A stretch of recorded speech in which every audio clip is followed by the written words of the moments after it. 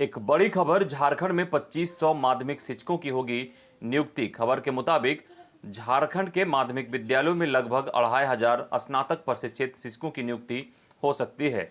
सर्वोच्च न्यायालय का आदेश आने के बाद इन पदों पर नियुक्ति की प्रक्रिया पूरी करने को लेकर एक बार फिर तैयारी शुरू कर दी गई है।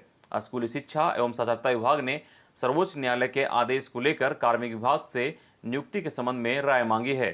झारखंड कर्मचारी चयन आयोग ने भी लंबे समय बाद एक बार फिर प्राथमिक शिक्षकों के आरक्षित पदों में से रिक्त रह गए पदों पर नियुक्ति प्रक्रिया पूरी करने के लिए उन अभ्यर्थियों के प्रमाण पत्रों की जांच की प्रक्रिया शुरू कर दी है जो पूर्व में प्रमाण पत्रों की जांच में उपस्थित नहीं हो पाए थे। हाई स्कूलों में स्नातक प्रशिक्षित शिक्षकों की नियुक्ति के क्रम में 11 गैर अधिसूचित जिलों में इतिहास एवं नागरिक शास्त्र विषय में नियुक्ति नहीं हो पाई है, जबकि इसी विषय में 13 अधिसूचित जिलों में नियुक्ति हो चुकी है।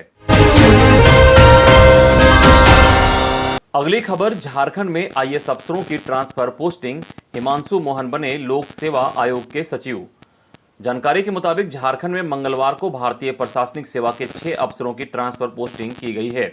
कुछ को अतिरिक्त प्रभार भी दिया गया है। परिवहन सचिव के सेन को अगले आदेश तक अनुसूचित जनजाति, अनुसूचित जाति, अल्पसंख्यक एवं पिछड़ा वर्ग कल्याण विभाग का सचिव बनाया गया है। वहीं पूजा सिंघल को उद्योग विभाग का सचिव बनाते हुए खान एवं भूतत्व विभाग का अतिरिक्त प्रभार दिया गया है। सिंघल के पास पहले से उद्योग विभाग के सचिव का अतिरिक्त प्रभार था। वहीं अमिताभ कौशल को पर्यटन, कला, संस्कृति, खेलकूद तथा युवा कार्य विभाग का सचिव बनाया गया है। उनके पास अगले आदेश तक आपदा प्रबंधन विभाग के सचिव का अतिरिक्त प्रभार रहेगा। वहीं खान सचिव के श्रीनिवासन को अगले आदेश तक परिवहन सचिव बनाया गया है। इसके अलावा पदस्थापन के लिए प्रतीक्षारत अमित कुमार को झारखंड का उत्पाद आयुक्त बनाया गया है। उन्हें झारखंड बिवरेज कॉरपोरेशन के एमडी का अतिरिक्त प्रभार भी दिया गया है। इसके अलावा हिमांशु मोहन को झारखंड लोक सेवा आयोग का सचिव बनाया गया है। कार्मिक, प्रशासनिक सुधार तथा राजभाषा विभाग ने इसकी अधिसूचना जारी कर दी है। अगली खबर, कोरोना अपडेट को लेकर। राज्य में पिछले 24 घंटे में मिले 23 नए कोरोना संक्रमित, जिनमें बोकारो में 1, चतरा में 1, धनबाद में 2, पूर्वी सिंहभूम में 4, गिरिडीह में 1, हजारीबाग में 1, खूंटी में 2, लोहरदगा में 1, रामगढ़ में 2, रांची में 3, साहेबगंज में 2, पश्चिमी सिंहभूम में 3 नए संक्रमित मिले हैं। वहीं पिछले 24 घंटे में 28 मरीज स्वस्थ होकर घर लौटे हैं, जिनमें बोकारो में 5, दुमका में 1, पूर्वी सिंहभूम में 3, गिरिडीह में 1, खूंटी में 2, कोडरमा में 2, लातेहार में 1, लोहरदगा में 2, रामगढ़ में 2, रांची में 2, साहेबगंज में 2, सरायकेला में 1, सिमडेगा में 4 मरीज स्वस्थ होकर घर लौटे हैं। वहीं पिछले 24 घंटे में एक भी मरीज की मौत की सूचना नहीं है। राज्य में अब कुल एक्टिव केस की संख्या घटकर 239 रह गई है, जिनमें बोकारो में 25, चतरा में 3, देवघर में 10, धनबाद में 12, दुमका में 4, पूर्वी सिंहभूम में 12, गढ़वा में 23, गिरिडीह में 3, गोड्डा में 3, गुमला में 4, हजारीबाग में 3, जामताड़ा में 5, खूंटी में 5, कोडरमा में 27, लातेहार में 7, लोहरदगा में 6, पाकुड़ में 3, पलामू में 2, रामगढ़ में 7, रांची में 46, साहेबगंज में 15, सरायकेला में 5, सिमडेगा में 7 और पश्चिमी सिंहभूम में 2 सक्रिय मामले रह गए हैं। अगली खबर, कोरोना के डेल्टा प्लस वेरिएंट को लेकर सतर्कता बढ़ी। दूसरे राज्यों से आने वाले यात्रियों की होगी निगरानी। डेल्टा वेरिएंट को झारखंड में कोरोना की दूसरी लहर का कारण माना जा रहा है। वहीं दूसरी तरफ विशेषज्ञों का कहना है कि संभावित तीसरी लहर का मुख्य कारण भी डेल्टा प्लस हो सकता है। इसे देखते हुए स्वास्थ्य महकमा तैयारी में जुट गया है। विभाग के द्वारा अब डेल्टा प्लस संक्रमित स्टेट से आने वाले यात्रियों की गहन निगरानी होगी। स्वास्थ्य अधिकारियों के अनुसार देश में केरल, महाराष्ट्र और Madhya Pradesh delta plus state की श्रेणी में आते हैं। इन तीनों राज्यों से झारखंड आने वाले 100% यात्रियों को कोरोना जांच की जाएगी। इसके लिए रेलवे के डीआरएम को जल्द पत्र भेजा जाएगा। उक्त तीनों राज्यों से आने वाली ट्रेनों के यात्रियों का ब्यौरा मांगा जाएगा। तीनों राज्यों से आने वाली ट्रेनों के झारखंड के जिन स्टेशनों पर ठहराव है, वहां उतरने वाले यात्रियों का ब्यौरा लेकर उनकी जाँच की जाएगी। अगली खबर, फिर बारिश के संकेत, अलर्ट जारी। झारखंड के विभिन्न जिलों में आने वाले दिनों में फिर बारिश होगी, इसे लेकर अलर्ट जारी किया गया है। राज्य में अगले 4 से 5 दिनों के दौरान तापमान में कोई बड़े बदलाव की संभावना नहीं है। यह जानकारी रांची एयरपोर्ट स्थित मौसम केंद्र के वैज्ञानिकों ने 3 अगस्त को दी है। मौसम केंद्र के मुताबिक 4 और 5 अगस्त को राज्य में कहीं कहीं हल्की से मध्यम दर्जे की बारिश होने की संभावना है। कुछ जगहों पर हल्के से मध्यम दर्जे के गर्जन के साथ वज्रपात होने की भी आशंका है। केंद्र के मुताबिक 6 अगस्त को उत्तर पूर्वी और मध्य भागों में कहीं कहीं भारी बारिश होने के संकेत हैं। इसका प्रभाव देवघर, धनबाद, दुमका, गिरिडीह, गोड्डा, जामताड़ा, पाकुड़, साहेबगंज, रांची, बोकारो, गुमला, हजारीबाग, खूंटी, रामगढ़ में देखने को मिलेगा। एक बड़ी खबर कि रिम्स में अब गरीबों के इलाज में नहीं होगी दिक्कत, 5 लाख तक की मिलेगी मदद। जानकारी के मुताबिक रिम्स में गरीब मरीजों के इलाज के लिए 5 लाख रुपए तक के फंड उपलब्ध कराए जाएंगे। इस योजना के तहत वैसे मरीजों को लाभ मिलेगा जिनके पास किसी सुविधा योजना का कार्ड नहीं है। वैसे मरीज जिनके पास ना तो आयुष्मान कार्ड है और ना ही कोई लाल या पीला राशन कार्ड और आर्थिक तौर पर गरीब है, ऐसे मरीजों को रिम्स की ओर से इलाज के लिए जरूरत की राशि उपलब्ध कराई जाएगी ताकि इलाज में कोई बाधा ना पहुंचे। 5,000 तक की राशि संबंधित विभाग के HOD के स्तर पर की जाएगी। वहीं 50,000 तक चिकित्सा अधीक्षक, 1 लाख तक निदेशक और 5 लाख तक की राशि मंत्री के स्तर पर रिलीज की जाएगी।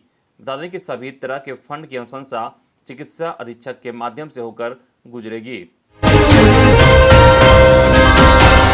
अगली खबर, कोरोना जांच व सर्विलांस में लगे शिक्षकों के भत्ते पर विचार। स्वास्थ्य मंत्री बन्ना गुप्ता ने कहा कि कोविड जांच और सर्विलांस टीम से जुड़े शिक्षकों के भत्ते पर विचार किया जाएगा। उन्होंने माना कि इन शिक्षकों का काम स्वास्थ्य कर्मियों जैसे फ्रंटलाइन का है, इसलिए उन्हें भी वैसी सुविधाएं मिलनी चाहिए।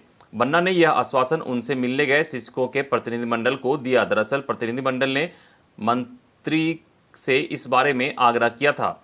शिक्षकों का कहना है कि वे लोग वैसा ही काम कर रहे हैं जैसा स्वास्थ्यकर्मी करते हैं, लेकिन उन लोगों को 1 माह का वेतन और भोजन तक की सुविधा नहीं मिलती है। हमारी जान वैसे ही जोखिम में रहती है जैसा कि दूसरे स्वास्थ्यकर्मी की, लिहाजा उन्हें भी वैसे ही सुविधाएं मिलनी चाहिए। अगली बड़ी खबर, ओड इवन रोल नंबर से बच्चे आएंगे स्कूल। कई स्कूलों ने लिए फैसले, कुछ कर रहे बैठक। झारखंड सरकार ने सोमवार को निजी और सरकारी स्कूलों को खोलने का आदेश जारी किया है। इसके तहत 9वीं से 12वीं तक के छात्रों के लिए सिर्फ 4 घंटे स्कूल खोलने का निर्देश दिया गया है, लेकिन कोरोना की तीसरी लहर की आशंका से सभी डरे हुए हैं। सूत्रों के मुताबिक राजधानी के सभी बड़े निजी स्कूलों में स्कूल खोलने पर हाई लेवल मीटिंग भी हुई है। स्कूलों के प्रिंसिपल ने टीचर्स के साथ हुई मीटिंग में कई निर्देश दिए हैं। CBSE स्कूलों के बच्चे को ऑड और इवन रोल नंबर के मुताबिक बुलाने का फैसला लिया गया है। साथ ही क्लास में बच्चों की सोशल डिस्टेंसिंग पर पूरा ध्यान रखने की बात कही गई है। वहीं मीटिंग में टीचर्स को साफ कहा गया है कि वे वैक्सीनेटेड होने चाहिए। जिन्होंने कोरोना वैक्सीन नहीं ली है उन टीचर्स की सैलरी भी कट सकती है। CBSE 10th का रिजल्ट जारी। धनबाद की अदिति और मनीष झारखंड स्टेट टॉपर। 4 विषयों में 100% और 1 में 99 अंक लाकर किया कमाल। जानकारी के मुताबिक केंद्रीय माध्यमिक शिक्षा बोर्ड ने मंगलवार दोपहर 12 बजे 10वीं का परिणाम घोषित कर दिया है। धनबाद के लिए मंगलवार का दिन काफी मंगल भरा रहा। दिल्ली पब्लिक स्कूल कार्मिक नगर के छात्रों मनीष कुड़ू और छात्रा अदिति झा ने 99.82% अंक हासिल कर इतिहास रच दिया। दोनों झारखंड स्टेट टॉपर बन गए हैं। स्टेट टॉपर बनकर दोनों ने धनबाद का नाम रोशन किया है। अगली खबर, आजसू का सामाजिक न्याय मार्च। 8 अगस्त से मुख्यमंत्री को भेजा जाएगा स्मरण पत्र। निर्मल महतो शहादत दिवस के अवसर पर 8 अगस्त आजसू पार्टी का सामाजिक न्याय मार्च शुरू होगा। आंदोलन के प्रथम चरण में आजसू पार्टी के नेता और कार्यकर्ता प्रत्येक गांव से हस्ताक्षर युक्त स्मरण पत्र इकट्ठा कर मुख्यमंत्री को भेजेंगे। वहीं सामाजिक न्याय मार्च 7 दिनों तक सूबे के 260 प्रखंडों में चलाया जाएगा। इस दौरान राज्य के पिछड़ों को गोलबंद करते हुए उनकी मांग को सरकार तक पहुंचाई जाएगी। सत्ताधारी दलों की ओर से आरक्षण को लेकर किए गए वादों को याद दिलाई जाएगी। एक बड़ी खबर कि ओलंपिक में भाग ले रहे झारखंड के खिलाड़ियों के परिजनों को मुख्यमंत्री ने किया सम्मानित। जापान में टोक्यो में चल रहे ओलंपिक खेलों में झारखंड की बेटियां अपना परचम लहरा रही है। तीरंदाज दीपिका कुमार और हॉकी खिलाड़ी निक्की प्रधान और सलीमा टेटे ओलंपिक में हिस्सा ले रही है। इसी क्रम में आज राज्य के मुख्यमंत्री हेमंत सोरेन ने उनके परिवार को सम्मानित किया है। मुख्यमंत्री ने निक्की प्रधान और सलीमा टेटे के परिजनों को घोषणा के अनुसार 5-5 लाख रुपए की सहायता राशि दी। रांची में आयोजित कार्यक्रम में अल्पसंख्यक कल्याण मंत्री हफीजुल हसन और पूजा सिंघल मौजूद रहे। मुख्यमंत्री ने सलीमा के पिता को चेक सौंपा। मुख्यमंत्री ने इस दौरान कहा कि आप खेल में अपना जौहर दिखाएं, सरकार आपकी और परिवार की चिंता करेगी। मुख्यमंत्री ने कहा कि यह पहला मौका है जब खेल में अपनी प्रतिभा दिखाने वाले खिलाड़ियों को सीधी नियुक्ति दी जा रही है और अब तक 40 लोगों को नियुक्ति दी जा चुकी है। अगली खबर, स्वास्थ्य की स्थिति में सुधार लाने व कुपोषण मिटाने के लिए जश्न परियोजना लॉन्च। जानकारी के मुताबिक राज्य में स्वास्थ्य एवं पोषण की स्थिति में सुधार लाने के लिए ग्रामीण विकास विभाग ने जश्न परियोजना joint action for sustainable health को लॉन्च किया है। ग्रामीण विकास सचिव डॉक्टर मनीष रंजन ने इसका ऑनलाइन शुभारंभ किया। इस अवसर पर उन्होंने कहा कि कोविड के दौर में यह परियोजना सभी की जरूरत है, सभी को सुरक्षित रखना सरकार की प्राथमिकता में है। उन्होंने कहा कि इस कार्यक्रम से गर्भवती महिलाएं एवं बच्चों के पोषण एवं स्वास्थ्य मानकों में सुधार के लिए प्रयास किए जाएंगे। इस अवसर पर राज्य पोषण मिशन के डीजी DK सक्सेना ने कहा कि स्वास्थ्य पोषण जैसे कई मानकों पर कार्य करने की जरूरत है। उम्मीद है जश्न परियोजना इसमें सफल होगी। अगली खबर, बिना एग्जाम के परिणाम पर छात्र छात्राओं में नाराजगी, किया विरोध प्रदर्शन। बता दें कि कोरोना काल में इस वर्ष पूरे देश भर में विभिन्न राज्य बोर्ड व CBSE व ICSE की ओर से बिना परीक्षा परिणाम घोषित किए गए हैं। झारखंड में जैक की ओर से बीते दिनों 10वीं व 12वीं के परिणाम जारी किए गए। परिणाम को लेकर छात्र छात्राओं का एक समूह नाराज है। परिणाम तैयार करने की प्रणाली पर सवाल उठाए जा रहे हैं। मंगलवार को झारखंड की राजधानी रांची में छात्र छात्राओं अपना विरोध प्रदर्शन किया। खबर के मुताबिक झारखंड एकेडमिक काउंसिल की ओर से जारी किए गए परिणाम से असंतुष्ट छात्र छात्राओं ने अपनी मांगों को लेकर डोरंडा में घेराव किया। इधर पूर्व मुख्यमंत्री रघुवर दास ने 12वीं के रिजल्ट पर छात्रों की मांगों का किया समर्थन। पूर्व मुख्यमंत्री सह भाजपा के राष्ट्रीय उपाध्यक्ष रघुवर दास ने झारखंड एकेडमिक काउंसिल की 12वीं के रिजल्ट पर छात्रों की मांगों का समर्थन किया है। उन्होंने कहा है कि मीडिया में आई खबरों के मुताबिक 12वीं के नतीजों में कई योग्य छात्रों को कम अंक प्राप्त हुए हैं, जबकि वे बेहतर अंक के हकदार थे। यह छात्रों के मनोबल को तोड़ेगा और उनके भविष्य के साथ खिलवाड़ होगा। शिक्षा मंत्री से आग्रह है कि वे इन छात्रों की मांग को सकारात्मक तरीके से लेकर इस मुद्दों पर छात्रों के साथ न्याय करें।